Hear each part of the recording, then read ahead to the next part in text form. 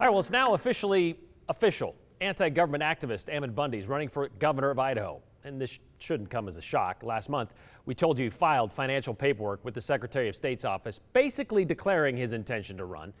He made his official announcement over the weekend at Kleiner Park in Meridian. And during his announcement, he said his goal as governor would be to eliminate personal and property taxes. You just get rid of that whole property tax thing just like that, I guess, along with federal control over lands. And this is all under his Keep Idaho, Idaho plan. So says the man from Nevada. And while he may officially be in the race, he still has a few things he needs to do before he can actually appear on the ballot.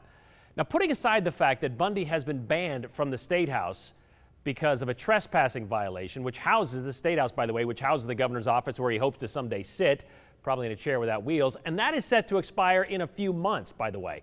But the man isn't even registered to vote in Idaho. Yeah, you'd think that would be a big deal, and it could be. So try to follow along with this. We spoke with the Secretary of State's office this afternoon, and technically, in order to run for governor, you do not need to be registered to vote in Idaho.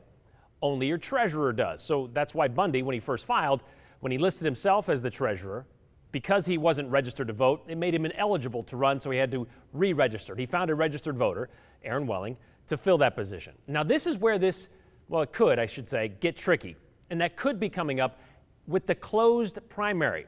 You see, in order to run in a primary, you do have to register to vote with that party. Even though he is not registered as one, Bundy filed as a Republican. But remember, Idaho's GOP party said they're not going to support him. Earlier this month, Tom Luna, the chairman of the Idaho GOP, released a statement saying Bundy is, quote, not suited to call himself an Idaho Republican, let alone run for governor in our great state. Now, we're still 11 months out from the primary in Idaho, but already 9 candidates have announced they do plan to run for governor, including Lieutenant Governor Janice McGeachin. The number does not include current Governor Brad Little, but we are expecting him to announce, and he has yet to do that, by the way, if he plans to run for re-election.